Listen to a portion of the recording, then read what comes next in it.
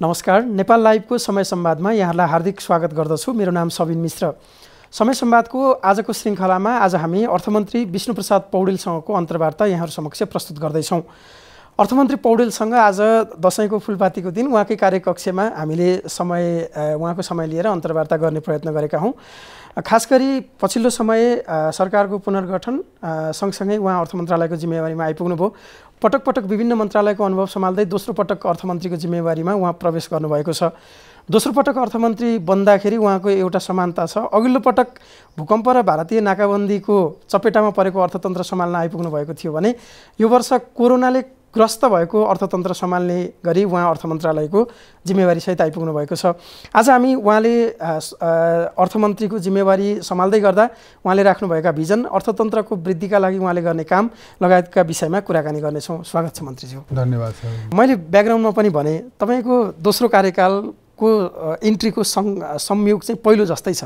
एकदमै चुनौतीपूर्ण समयमा अर्थ मन्त्रालयको जिम्मेवारी सम्हाल्न आइपुग्नुभयो। मान्छेको पहिचान चुनौतीमा जसले राम्रो काम गर्न सक्यो त्यसैमै मान्छेको पहिचान स्थापित हुने हो। यो पटक तपाईँले के त्यस्तो आइडेन्टिटी दिने गरी काम गर्नुहुन्छ? मेरो विश्वास के छ भनेदेखि कोरोनाले जुन प्रकारको हाम्रो आर्थिक जीवनमा चुनौती सृजना गरेको छ, यो चुनौतीको सामना गर्न नेपाल सक्षम भयो भनेर त्यो सन्देश सम्प्रेषण हुने गरी मैले काम गर्नुपर्छ भन्ठानेको छु। पहिलो कुरा, यसका निम्ति मैले हाम्रो समाजमा रहेका आर्थिक जगतका सबै विज्ञ विशेषज्ञहरूको फिडब्याक लिएर, उहाँहरूको सुझाव सल्लाह लिएर म चाहिँ काम गर्न चाहन्छु र आर्थिक क्षेत्रका सबै विधाका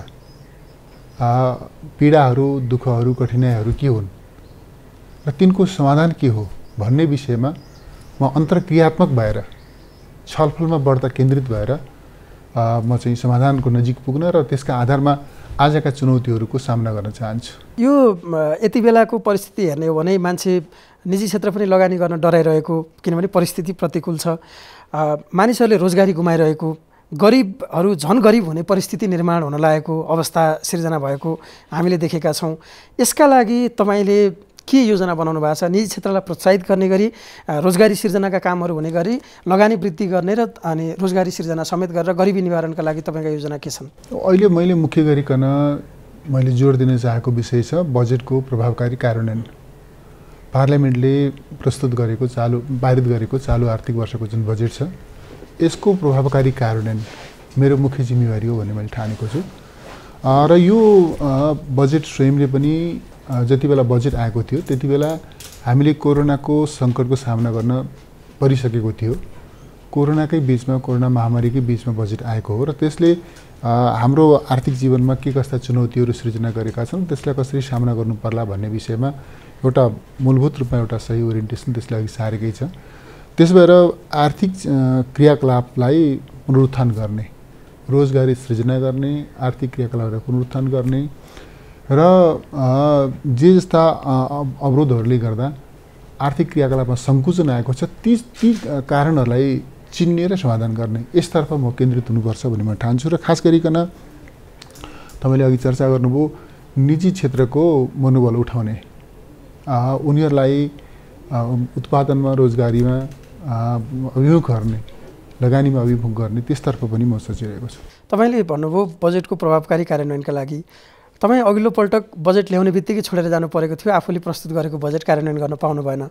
यो वर्ष बजेट आएको केही समय पछाडि, बजेट कार्यान्वयन भएको 2 महिना पछाडि तपाईँ आउनुभएको छ। यद्यपि परिस्थिति सहज छैन। भोलि तपाईँलाई काम गर्दै जाँदाखेरि आवश्यक पर्यो भने सरकार पूरक बजेटको विकल्पमा जान सक्ने अवस्थामा छ? अब सैद्धान्तिक रूपमा पूरक बजेट को प्रश्न चाहिँ उठ्न सक्छ, तर मैले अहिले चाहिँ के देखिरहेको छु भने पूरक बजेटको आवश्यकता यति बेला छैन। किनभनेदेखि यो म आफै मेरै दलको नेता सम्मान्य प्रधानमन्त्री हुनुहुन्छ र उहाँकै नेतृत्वको सरकारले अघि सारेको बजेट हो यो। र यसले चाहिँ मूलत फेरि एउटा त यो, दोस्रो कुरो के छ भने अघि पनि मैले चर्चा गरेँ, कोभिड महामारी आरम्भ भएपछि त्यसले सृजना गरेका चुनौतीहरूलाई एक हदसम्म भनौँ न बेहोर्न सामना गर्न परिसकेकै अवस्थामा यो चाहिँ बजेट आएको हो। त्यसले गर्दा मूलत बजेटको कार्यान्वयनमा केन्द्रित हुँदाखेरि आजका समस्याहरूलाई ठिक ढङ्गले समाधान गरेर जान सकिन्छ होला भन्ने म ठान्छु। अर्थमन्त्रीको सबभन्दा च्यालेन्ज भनेको स्रोतको व्यवस्थापन हुन्छ होइन। अहिले अघि हामीले चर्चा गऱ्यौँ परिस्थिति प्रतिकूल छ जसका कारण व्यावसायिक औद्योगिक गतिविधिहरू सुस्त हुन गए, राजस्व सङ्कलन प्रभावकारी हुन सक्ने अवस्था रहेन। अर्कोतर्फ ऋणको दबाब हामीलाई छ, त्यसका पनि सीमाहरू छन्। तपाईँले पनि अब सरकारले भइपरि आउने खर्च व्यवस्थापनदेखि नियमित खर्च व्यवस्थापनसम्ममा तपाईँले काम गर्नुपर्ने हुन्छ। त्यसका लागि तपाईँका प्लानिङहरू के हुन सक्छन्? अहिलेसम्म आइपुग्दाखेरि मैले के देखेँ भनेदेखि हामी यो आर्थिक वर्षको सुरुका 3 महिनाको राजस्व परिचालनको अवस्थालाई हेर्दा करिब 5-7 अर्बको लक्ष्यभन्दा 5-7 अर्बले केही पछाडि छौँ। मैले साथीहरूसँग बसेर फिडब्याक पनि लिएँ, जानकारी पनि लिएँ, ब्रिफिङ लिइरहेको छु र मलाई के लाग्छ भनेदेखि बाँकी अवधि हाम्रा संरचनाहरूलाई प्रभावकारी ढङ्गले परिचालन गर्न सक्दा र यो कोभिड महामारीले सृजना गरेका प्रतिकूलताहरूलाई भनौँ न यो महामारीबाट जोगिँदै सावधानी अपनाउँदै हाम्रा आर्थिक क्रियाकलापहरूलाई निरन्तरता दिन सक्दाखेरि मलाई लाग्छ हामी राजस्वको लक्ष्यको नजिक पुग्न सक्छौँ भन्ने मलाई लागिरहेको छ। र मैले साथीहरूसँग बसेर छलफल गरेँ, ल भन्नुहोस्, तपाईहरु नै भन्नुहोस्, हामी आर्थिक वर्षको अन्त्यमा लक्ष्य पुरा गर्न सक्छौँ कि सक्दैनौँ भन्दा साथीहरू हामी लक्ष्य पुरा गर्ने वा लक्ष्यको धेरै नजिक पुग्ने त्यो अवस्थामा चाहिँ रहन्छौँ भन्ने साथीहरूको त्यो आत्मविश्वास पनि मैले मन्त्रालयको देखिरहेको छु। त्यसकारणले राजस्व परिचालन यो कुनै भनौँ न राजस्व परिचालनका नाममा भनौँ न करदाताहरूसँग दुःख दिएर होइन, विश्वास जितेर र करको दायरालाई विस्तार गरेर र वास्तवमा चाहिँ के भनेदेखि यो राजस्वको लक्ष्य पुरा गर्नुपर्छ भन्ने त्यो कोणबाट हामीहरू कामलाई अगाडि बढाउन खोजिरहेका छौँ, पहिलो कुरो। दोस्रो कुरो, बजेटमा आन्तरिक ऋणको प्रश्न, अन्तर्राष्ट्रिय सहयोग परिचालनको प्रश्न, अनुदानको ऋणको प्रश्न, यी यस्ता केही प्रश्नहरू प्रबन्धहरू चाहिँ गरिएका हुन्छन्। ती चिजहरूलाई पनि हामीले यो समग्र आर्थिक क्रियाकलापलाई गति दिनका निम्ति आवश्यक उपकरणको रूपमा प्रयोग गर्छौँ र हाम्रो आर्थिक जीवनलाई ठिक ढङ्गले अगाडि बढाउने हाम्रो प्रयास रहन्छ। तपाईँ मन्त्री भएर आउँदै गर्दा एउटा विषय असाध्यै पेचिलो बन्यो। सरकारले चाहिँ नागरिकको उपचार गर्न सक्दिन भनेर भन्यो भन्ने विषय आयो। स्वास्थ्य मन्त्रालयको प्रवक्ताले चाहिँ एउटा पत्रकार सम्मेलनमा उहाँले त्यस ढङ्गबाट प्रस्तुत गर्दाखेरि असाध्यै धेरै आलोचना भयो। 3 करोड जनताको तपाईँ प्रतिनिधि, जसको संरक्षक पनि तपाईँहरू हुनुहुन्छ, सरकारले नागरिकको यो नैसर्गिक अधिकारबाट हात झिक्न खोजेको हो? होइन, सरकारले सम्पूर्ण नेपाली नागरिकको जीवन रक्षाको जिम्मा लिन्छ, उपचारको जिम्मा लिन्छ। कोभिड महामारीका कारणले जुन प्रकारको चाहिँ भनौँ न स्वास्थ्य चुनौती सृजना भएको छ, प्रत्येक नेपालीको जीवन रक्षाका निम्ति आवश्यक कदम चाल्छ, गर्नुपर्ने कामहरू गर्छ। यो जिम्मेवारीबाट सरकार पन्छिन मिल्दैन, पन्छिनुपर्छ भन्ने सरकारको सोच पनि रहेको छैन। स्वाभाविक रूपमा के हो भनेदेखि हामी कोभिडको महामारीको प्रकोपलाई नियन्त्रण गर्ने सन्दर्भमा, सङ्क्रमितहरूको उपचार गर्ने सन्दर्भमा सरकारले मूलत सबैको जिम्मा लिन्छ, नसक्नेहरूको विशेष गरी जिम्मा लिन्छ। त्यो चाहिँ के भनेदेखि त्यस प्रश्नमा सरकार पछि हटेको होइन र यसलाई जुन ढङ्गले अलिकति चित्रण गर्न खोजिएको छ सरकार जिम्मेवारीबाट पछि हट्यो भन्ने कुरा होइन, त्यो चाहिँ त्यस्तो कुरा होइन। त्यसका लागि भोलि विपन्न नागरिक अथवा आम नागरिकको उपचारका लागि आवश्यक पर्ने स्रोत व्यवस्थापन, त्यसको विनियोजन गर्नका लागि तपाईँ अर्थमन्त्रीको हिसाबले? अर्थ मन्त्रालयले त्यो जिम्मा लिन्छ। स्रोतको अभाव, खास गरी जीवन रक्षाको प्रश्नमा यो महामारीले सृजना गरेको चुनौतीलाई सामना गर्दै नेपाली नागरिकको जीवन रक्षाको प्रश्नमा सरकारले, अर्थ मन्त्रालयले कुनै पनि प्रकारको सम्झौता गर्दैन। यसको समग्र जिम्मा लिन्छ, हामी लिएर अगाडि बढ्छौँ। तपाईँले अर्थमन्त्रीको रूपमा पहिलो दिन यहाँ प्रवेश गर्दै गर्दा सुवर्ण हलको कार्यक्रममा मितव्ययिताको एउटा विषयलाई विशेष जोड दिनुभएको मैले सुने। तपाईँले चित्रण गर्न खोज्नु भएको मितव्ययिता के हो खास? म चाहिँ सबैले के छ भनेदेखि मितव्ययिताका बारेमा हामीहरू गृह कार्यकै चरणमा छौँ। गृह कार्य धेरै अगाडि बढेको छ। मलाई लाग्छ धेरै लामो समय नलाग्ला। एउटा व्यवस्थित निर्णयका रूपमा नेपाल सरकारको औपचारिक निर्णयका रूपमा हामी मितव्ययिताका सम्बन्धमा मितव्ययिता सुशासनको एउटा महत्त्वपूर्ण अङ्ग पनि हो। सुशासन प्रवर्धनका निम्ति पनि मितव्ययिताले महत्त्वपूर्ण योगदान दिन्छ। त्यस अर्थमा चाहिँ हामी एउटा व्यवस्थित निर्णय लिएरै तपाईँहरूसँग मिडियासँग पनि आम जनता समक्ष आइपुग्छौँ। त्यसो र मलाई अहिले त्यतातर्फ धेरै अहिले मैले यो प्रश्न किन गरेको भनेदेखि जस्तो यो अर्थ मन्त्रालयले एउटा बजेट निर्माणको एउटा दिग्दर्शन बनाउँछ, त्यसमा चाहिँ कुन तहका कर्मचारीले कस्तो गाडी चढ्ने एउटा सामान्य उदाहरण मैले भन्न खोजेको त्यो उल्लेख गरेको छ। यहीँ अर्थ मन्त्रालयमा उपसचिवहरू नियम विपरीत ड्राइभर राखेर गाडी चढ्छन् होइन, हजुरकै अगाडि भोलि देख्नुहुन्छ, यहाँ तपाईँले नै देख्नुहुन्छ। त्यो स्थिति हाम्रो अगाडि छ भनेपछि यो सबै कुरालाई चिर्ने गरी त अघि बढ्नु पर्यो नि। स्वाभाविक रूपमा हामीले चाहिँ मितव्ययिता भन्ने बित्तिकै भनौँ न मितव्ययिताले जे जस्ता भावहरूलाई प्रतिनिधित्व गर्छ नि ती सबै चिजलाई हामी चाहिँ कभर गर्छौँ। सरकारका पदाधिकारीहरूको र चाहिँ कर्मचारी प्रशासनको संस्थानहरूको सरकारी कार्यालयहरूको सबैतिरको खर्चलाई हामी चाहिँ मितव्ययी ढङ्गले सम्पादन गर्ने त्यो चाहिँ सोचको साथमा त्यो योजनाको साथमा प्रस्तुत हुन्छ।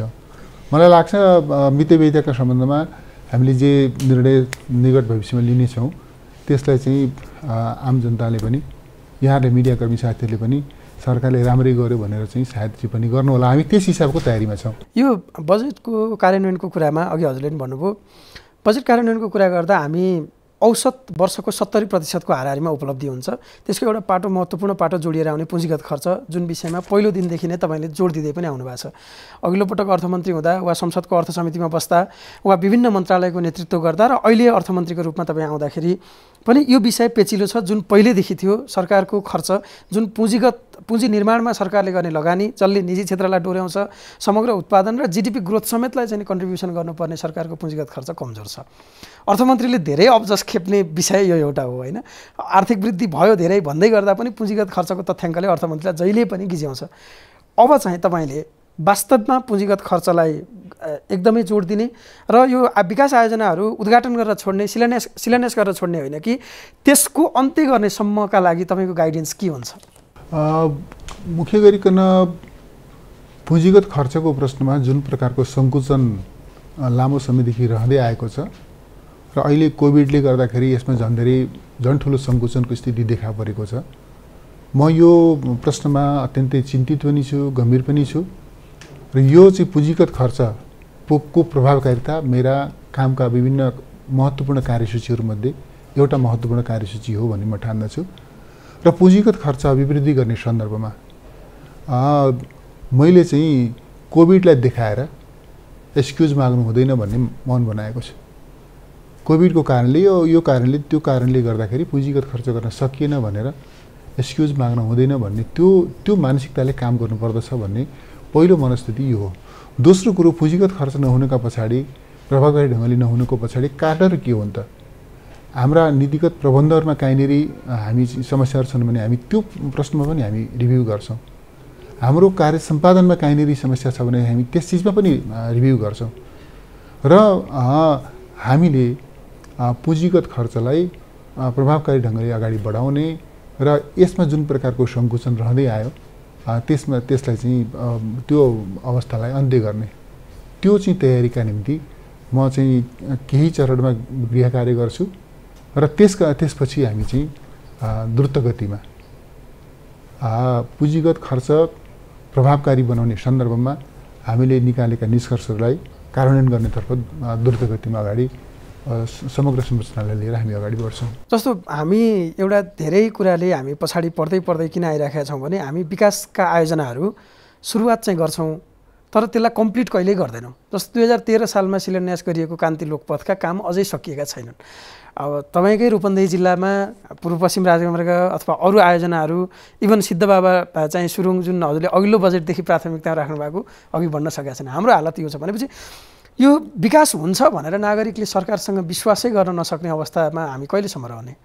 यो चाहिँ अब विकासका आयोजनाहरूको छनौट गर्दा त्यसका निम्ति स्रोतको प्रबन्ध गर्दा त्यो चाहिँ आयोजना निर्माणका मोडालिटीहरू निश्चित गर्दा हामीले एउटा पक्षमा चाहिँ के ध्यान दिनैपर्छ भनेदेखि पूर्व कार्यहरू पर्याप्त गरियोस्। पूर्व कार्य पर्याप्त नगरिकन अनि त्यसपछि अगाडि सिधै ठेक्का लगाउने खालका कामहरू गर्दा पनि त्यो विकास आयोजनाहरूमा त्यसले अवरोध सिर्जना गरेछ। एउटा बाटो यो छ। दोस्रो कुरो के छ भनेदेखि हामी चाहिँ चरणबद्ध रूपमा यो समयमा हामी यो काम गर्छौँ, यो समयमा यो काम गर्छौँ र यति बेला सम्पन्न गर्छौँ र उद्घाटन गर्छौँ भन्ने हिसाबले एउटा समयबद्ध कार्यतालिकाका साथ अगाडि जानुपर्ने आवश्यकता छ। त्यसतर्फ पनि हामीले ध्यान दिनुपर्ने हुन्छ भन्ने म ठान्दछु। तेस्रो कुरो हरेकलाई जवाफदेही बनाउनु पर्यो। कुनै पनि आयोजनाको प्रभावकारी कार्यान्वयन हुन नसक्नुको पछाडि को जिम्मेवार हो? मन्त्री जिम्मेवार हो, सचिव जिम्मेवार हो, डिजी जिम्मेवार हो, अथवा त्यो आयोजना प्रमुख जिम्मेवार हो, वा चाहिँ त्यो निर्माण व्यवसाय जिम्मेवार हो? को हो जिम्मेवार? जिम्मेवारीबाट पछि कुनै पनि कसैलाई पनि जिम्मेवार देख्न नपाइने नपर्ने, कोही पनि जिम्मेवार हुन नपर्ने, तर आयोजनाको कार्यान्वयन पनि ठिक ढङ्गले अगाडि नबढ्ने, यो स्थितिलाई अन्त्य गर्न जरुरी छ। त्यसका लागि अब हामी उपयुक्त प्रबन्ध गरेर हामीहरू अगाडि बढ्छौँ। एक दुईवटा कर प्रशासनसँग कुरा गरौँ। यो कर प्रशासनमा चाहिँ निजी क्षेत्रको जहिले गुनासो के आउँछ भने कर कार्यालयलाई, अन्तर्राष्ट्रिय विभागलाई एउटा निश्चित लक्ष्य निर्धारण गरिन्छ। त्यो लक्ष्य प्राप्त गर्न उनीहरू अलिक बढी जोड गर्छन्, निचर्नै खोज्छन् भन्ने आरोप लाग्छ। कहिलेकाहीँ अर्थमन्त्रीकै रूपमा यो गुनासो सुन्नु पनि भएको छ। विभिन्न फोरमहरूमा, निजी क्षेत्रका फोरममा जाँदा यो गुनासो तपाईँसम्म पनि आइपुगेको छ। उनीहरूले ज्ञापन पत्रका रूपमा बुझाउँछन्। करदातालाई निश्चित भएर कानुन बमोजिमको कर तिर्ने, सुशासनसहितको कर प्रणाली कायम गर्ने दिशामा अर्थ मन्त्रालय र अर्थमन्त्रीको रूपमा तपाईँको भूमिका के हुन्छ? तपाईँले एकदमै ठिक पोइन्टलाई तपाईँ समाउनु भएको छ, उल्लेख गर्नुभएको छ। कानुन बमोजिमको कर र सुशासनयुक्त कर, यो तपाईँको ठिक पदावली हो। र म के भन्छु भनेदेखि हामी कसैलाई निचोर्ने पक्षमा पनि छैनौँ, कसैलाई अनुचित ढङ्गले छुट दिने पक्षमा पनि छैनौँ। सबै करदाता महानुभावहरूलाई म आदरपूर्वक अनुरोध गर्न चाहन्छु, तपाईँहरू कोही कसैसँग डराउनु पर्दैन, कसैसँग डराउनु पर्दैन, कुनै कर अधिकृतसँग डराउनु पर्दैन। कुनै कर अधिकृतले तपाईँलाई अन्यथा गर्यो भनेदेखि सिधा भन्नुहोस्, ऊ चाहिँ हामीलाई रिपोर्टिङ गर्नुहोस्, जानकारी दिनुहोस्, हामीले यथोचित ढङ्गले त्यस्तो गलत गर्नेहरूलाई कारबाही गर्छौँ। तर कानुन बमोजिमको कर समयमा तिरिदिएर राष्ट्र आज जुन प्रकारको चुनौतीको सामना गर्दै अगाडि बढिरहेको छ, यस्तो अवस्थामा मुलुकलाई अगाडि बढ्नका निम्ति योगदान पनि गरिदिनुहोस्। म करदाता महानुभावहरूलाई यस रूपमा अपिल गर्न चाहन्छु, अनुरोध गर्न चाहन्छु। एउटा प्रश्न यो वैदेशिक सहायता परिचालनको गरौँ। यो दात्री निकायको सहायतामा सञ्चालन हुने आयोजना चाहिँ हाम्रो यहाँको आयोजनाभन्दा अझ बढी ढिलाइ हुने गरेको हामीले देखेका छौँ। कतिपय उनीहरूको शर्तका कारण, कतिपय ती शर्त कम्प्लायन्स गर्न हाम्रा यहाँका प्रतिनिधिले नसकेका कारण त्यो चाहिँ मिसम्याच हामीले देखिराखेका छौँ। अर्कोतर्फ चाहिँ अब हाम्रो विकास जुन पुँजीगत खर्चको महत्त्वपूर्ण आधार चाहिँ वैदेशिक सहायतामै निर्भर पनि छ, किनभने हामीले यो बजेटबाट ऋण लिएर तलब खान नपाउने भन्ने प्रोभिजन गरेका छौँ। ऋण जति लिएको छ त्यो चाहिँ विकास निर्माणमा जान्छ। तैपनि कतिपय कामहरू ढिलासुस्ती भएका छन्। डोनरहरूसँगको अबको तपाईँको सम्बन्ध र त्यसले हाम्रो विकास सहायता परिचालनलाई अझ बढाउने गरी तपाईँले कसरी दात्री निकायसँग सम्बन्ध विस्तार गर्नुहुन्छ? खास गरिकन कमिटमेन्ट हुने तर चाहिँ त्यो डिस्पर्स नहुने जुन प्रकारको स्थिति छ, यो स्थितिलाई शीघ्र अन्त्य गर्नुपर्छ। र यस निम्ति के कस्ता कारणहरूले गर्दा यो स्थिति रहँदै आयो त, हामी त्यसमा प्रवेश गर्छौँ। अब त्यसमा प्रवेश गर्छौँ र कमिटमेन्ट समयमै डिस्पर्स हुने, आयोजनामा खर्च हुने, आयोजना सम्पन्न हुने, यो चाहिँ परिस्थिति सुनिश्चित गर्नु जरुरी छ। नभएदेखि कयौँ विकास आयोजनाहरू स्रोत छैन भन्दा स्रोत छ, तर त्यो ठिक ढङ्गले चाहिँ डिस्पर्स हुने, खर्च हुने, कार्यान्वयन हुने, अगाडि बढ्ने स्थिति नरहेको अवस्था छ। यसलाई अन्त्य गर्नुपर्छ। र यस सन्दर्भमा अहिलेसम्म के कस्ता कारणहरूले गर्दा चाहिँ त्यो यो अवस्था रहिआएको छ त, हामी कारणमा प्रवेश गरौँ, हामी स्वयं पनि रिभ्यू गर्छौँ। दात्री निकायहरूलाई पनि हामी हाम्रा कठिनाइहरू भन्छौँ, उहाँहरूका कठिनाइहरू पनि हामी सुन्छौँ र यो कमिटमेन्ट समयमा आयोजनामा विनियोजन हुने, खर्च हुने, त्यस खालको आधार निर्माण गर्ने हिसाबले हामीहरू अगाडि बढ्छौँ। यो फरेन एड म्यानेजमेन्टको विषयमा कुरा गर्दै गर्दा एउटा प्रश्न चाहिँ सोध्नै पर्ने हुन्छ। अर्थमन्त्रीलाई यो प्रश्न सोधिएन भने यो अन्तर्वार्तै सार्थक हुँदैन। एमसिसीको विषय असाध्यै पेचिलो बन्यो, संसदमा पुगेको छ, तपाईँको पार्टीभित्रै हो धेरै लफडा भएको, विपक्षीले साथ दिएको छ, अब के हुन्छ?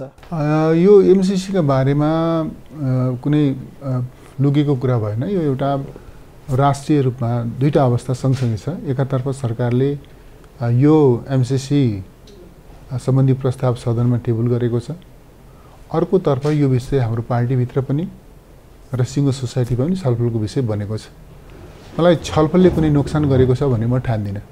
छलफलले कुनै नोक्सान गर्छ भन्ने मलाई लाग्दैन।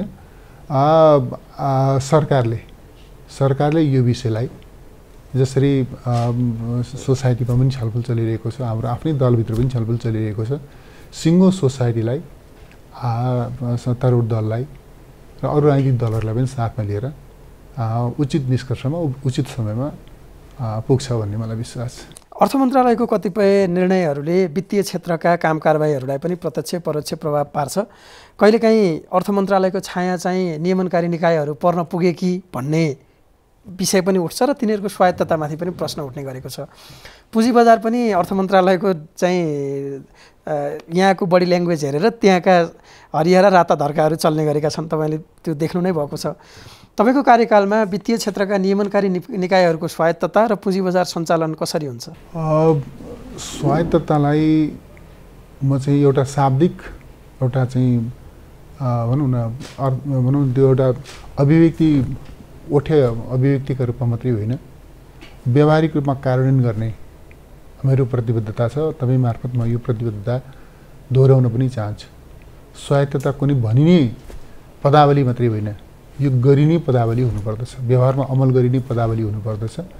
सम्बद्ध निकायहरूले आफ्नो चाहिँ अधिकारलाई स्वायत्त ढङ्गले प्रयोग गर्न सकुन्, उनीले आफ्नो प्रभावकारिता सुनिश्चित गर्न सकुन्। उदाहरणको लागि हाम्रो चाहिँ राष्ट्र ब्याङ्क छ, उसले चाहिँ आफ्ना कानुनका सीमाहरूभित्र रहेर, उसले काम गर्ने आफ्नो कानुनको सीमाभित्र रहेर, उसले मन्त्रीको, प्रधानमन्त्रीको, सरकारको अर्को कुनै मन्त्रीको, कुनै पदाधिकारीको मुख हेरेर काम गर्ने होइन। म प्रश्न भन्न चाहन्छु, गभर्नरले अर्थमन्त्रीको मुख हेरेर काम गर्ने होइन, गभर्नरले गभर्नर भएर काम गर्ने हो। राष्ट्र ब्याङ्कका निमित्त परिभाषित गरेका जुन कानुनी प्रबन्धहरू छन् त्यसलाई हेरेर त्यसको चाहिँ मर्मलाई आत्मसात गरेर काम गर्ने हो। वित्तीय क्षेत्रका आजका चुनौतीहरू के हुन् त्यसलाई कसरी सामना गर्ने हो, हाम्रो मुलुकको वित्तीय स्वास्थ्यलाई कसरी चाहिँ दुरुस्त गर्ने हो, त्यसतर्फ केन्द्रित भएर काम गर्ने हो। त्यसरी काम गर्नका निम्ति मैले अभिप्रेरित मात्रै गर्ने होइन, त्यस प्रयोजनका निम्ति सघाउँछु पनि। र अर्थ मन्त्रालय कुनै पनि स्वायत्त निकायका क्षेत्राधिकारमा अनुचित ढङ्गले हस्तक्षेप गर्दैन, म गर्न दिँदिनँ। यो अर्थमन्त्री चाहिँ अर्थमन्त्री मात्रै नभइकन यो धेरैवटा क्षेत्रतिर सँगसँगै जोडिएको हुन्छ, दायित्व पनि बढी हुन्छ, जिम्मेवारी पनि बढी हुन्छ, आलोचना पनि बढी खेप्नु पर्ला। मैले यो कहाँनिर लगेर जोड्न खोजेँ भने लगानी बोर्डको तपाईँ उपाध्यक्ष हुनुहुन्छ है। वैदेशिक लगानी भित्र्याउने हाम्रो सबभन्दा ठुलो निकाय, राज्यले एउटा स्थापित गरेको निकाय छ।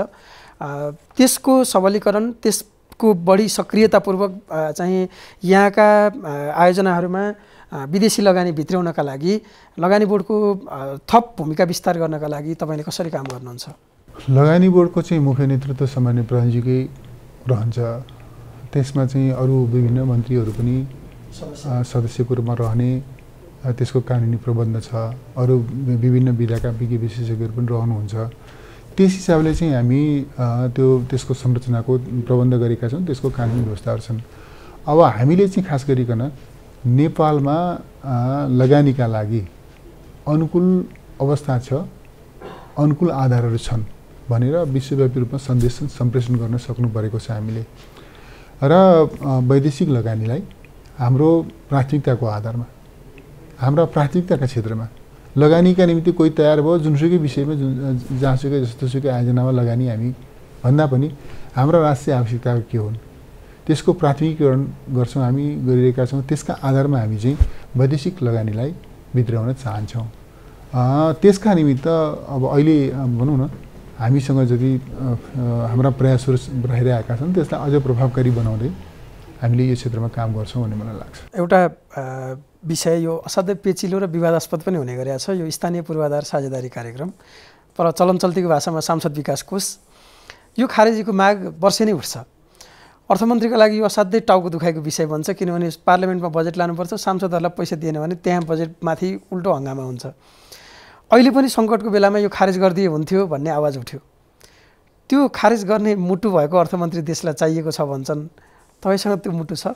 एउटा चिज के छ भनेदेखि यो तपाईँले यो प्रश्न चाहिँ बजेट निर्माण गर्ने पूर्व सन्ध्यामा सोध्नुभयो भनेदेखि टाइमिङकै हिसाबले त्यो उपयुक्त होला भन्ने मलाई लाग्छ। यो के छ भन्दाखेरि हामी त बजेट अहिले कार्यान्वयनको चरणमा छौँ, बजेट निर्माणको चरणमा त छैनौँ, कार्यान्वयनको चरणमा छौँ। जति बेला बजेट निर्माणको चरणमा हामी आइपुगौँला त्यति बेला तपाईँले यो प्रश्न सोध्नु होला मलाई। मलाई के लाग्दछ भनेदेखि राष्ट्रका सामनेका चुनौतीहरू जे छन् ती चुनौतीहरूलाई सामनेमा राखेर विश्लेषण गरेर यदि आवश्यक पर्यो भनेदेखि पार्लियामेन्ट मेम्बरहरूको विश्वासजित अगाडि बढ्न सकिन्छ भन्ने मलाई लाग्छ। अब चाहिँ एक दुईवटा राजनीतिक प्रश्न गर्छु, हामी अन्तिममा आइपुग्यौँ। पार्टीको शक्तिशाली महासचिव हुनुहुन्छ पनि है, एकताका कतिपय कामहरू अझै सकिएको छैन भन्नुहुन्छ तपाईँहरू नै। कहिलेकाहीँ दुई अध्यक्षबीच सम्बन्ध बिग्रिँदाखेरिको पुल पनि तपाईँ नै बन्नुहुन्छ।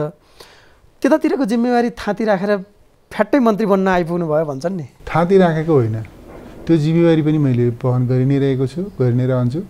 यो जिम्मेवारी मेरो लागि थपिएको कुरा हो। यो तपाईँको पार्टीभित्र एक व्यक्ति एक पदको कुरा व्यापक उठ्छ, प्रधानमन्त्रीकै सन्दर्भमा पनि यो प्रश्न उठ्यो। अब त तपाईँलाई नै उठाउला नि, महासचिवबाट राजीनामा दिने हो? त्यो त एक व्यक्ति एक पद, एक व्यक्ति अनेक जिम्मेवारी, यो राजकीय जिम्मेवारी, पार्टीका जिम्मेवारी, यी यस्ता विषयहरूमा नेपालको कम्युनिस्ट आन्दोलनमा लामो समयदेखि छलफल बहस चल्दै आएको छ। हामी खास गरिकन पहिलोपटक सरकारमा सामेल छैनौँ। 47 सालको भनौँ न 46-47 सालको परिवर्तनपछि अन्तरिम सरकारमा हामी सामेल भएका हौँ। त्यहाँदेखि आजसम्म पनि बेला बेलामा हामीहरू सरकारमा छौँ, सरकारको कहिले नेतृत्व गरिरहेका छौँ, कहिले सरकारमा सहभागी भइरहेका छौँ। र यो हाम्रो कुनै आजको तत्कालको अनुभव नभएको विषय यो छैन। त्यस कारणले हामीले चाहिँ यो विषयमा छलफल चल्दै पनि गएको छ। हामीले आवश्यक निर्णयहरू गर्दै अगाडि बढेका पनि छौँ। आज पार्टी छलफलका क्रममा जुन नीतिगत निष्कर्षमा छ त्यो नीतिगत निष्कर्षका आधारमा निर्णय गर्दै अगाडि बढिरहेको छ। र आज पार्टी के निष्कर्षमा छैन भनेदेखि अध्यक्ष भएपछि, प्रधानमन्त्री भएपछि अध्यक्ष छोड्नुपर्छ, महासचिव भएपछि, मन्त्री भएपछि महासचिव छोड्नुपर्छ, अथवा मन्त्री भएपछि कुनै विभागको प्रमुख छोड्नुपर्छ, नगरपालिकाको प्रमुख भएपछि चाहिँ जिल्ला कमिटीको अध्यक्ष छोड्नुपर्छ भन्ने त्यो निष्कर्षमा पार्टी पुगेको छैन। अन्तिम प्रश्न एउटा, यो चाहिँ तपाईँ मन्त्री हुनुभन्दा अघिल्लो साताबाट एउटा घटना विकसित भयो, तपाईँलाई अलि अप्रिय पनि लाग्ला है यो प्रश्न। तपाईँले 74 सालको चुनावमा बुटोल प्रदेश नम्बर 5 हालको लुम्बिनी प्रदेशको राजधानी हुन्छ भनेर भाषण गर्नुभयो। धेरैको अपेक्षा त्यही थियो, अस्थायी राजधानी पनि त्यहीँ तोकियो। तर परिस्थिति विकसित हुँदै जाँदा भालुवाङ पुग्यो। कति मान्छेले तपाईँले मन्त्री पदसँग प्रदेशको राजधानी साट्नु भयो भन्छन्? यो चाहिँ विष्णु पौडेललाई चिन्नेहरूले यो यस्तो प्रश्न गर्दैनन्। कसैको केही आग्रह मिसिएर कसैले चाहिँ टिप्पणी गर्न चाह्यो भनेदेखि त्यस्तो अभिव्यक्तिप्रति मेरो केही भन्नु छैन। जसले मलाई चिन्दछन् नि, मलाई चिन्नेहरूले यस्तो प्रश्न गर्नुहुन्छ जस्तो मलाई लाग्दैन। र यो के हो भन्दाखेरि प्रदेशको केन्द्रको सन्दर्भमा स्वाभाविक रूपमा जति बेला निर्णयमा हामी पुगेका थिएनौँ, निर्णयमा पुग्नुभन्दा अगाडिको अवस्थामा विभिन्न कोणबाट छलफल भएकै हुन्। मेरो दृष्टिकोण के थियो, मेरो अडान के थियो भन्ने कुरा हिजो पनि लुकेको छैन, आज पनि लुकेको छैन। तर यो विषयमा निर्णयमा बसिरहन सम्भव थिएन। निर्णय पुग्दा एउटा कोर्सबाट निर्णयमा पुग्यो। अब यो स्थिति हो। त्यसले गर्दाखेरि मलाई चिन्नेहरूले त्यस प्रकारको प्रश्न गर्नुहुन्छ जस्तो मलाई लाग्दैन। समय र संवादका लागि धेरै धेरै धन्यवाद। यहाँलाई पनि धेरै धेरै धन्यवाद। बडा दशैँको शुभकामना पनि। यहाँ मार्फत सम्पूर्ण नेपाली दिदीबहिनी दाजुभाइहरूमा बडा दशैँ 2077 को उपलक्ष्यमा हार्दिक मङ्गलमय शुभकामना व्यक्त गर्न चाहन्छु। र सँगसँगै सबैले यो कोरोना महामारीको बिचमा स्वास्थ्य सजगता अपनाउँदै, सतर्कता अपनाउँदै यो चाडबाड मनाउनु होला भनेर पनि म अपेक्षा गर्न चाहन्छु। धन्यवाद। यतिन्जेल हामीले अर्थमन्त्री विष्णुप्रसाद पौडेलसँग कुराकानी गऱ्यौँ। विभिन्न विषयमा फरक फरक अतिथिसँग हामी फरक फरक सन्दर्भमा छलफल अन्तर्क्रिया गर्ने नै छौँ। समय संवादको आजको श्रृङ्खलाबाट बिदा दिनुहोस्। नमस्कार।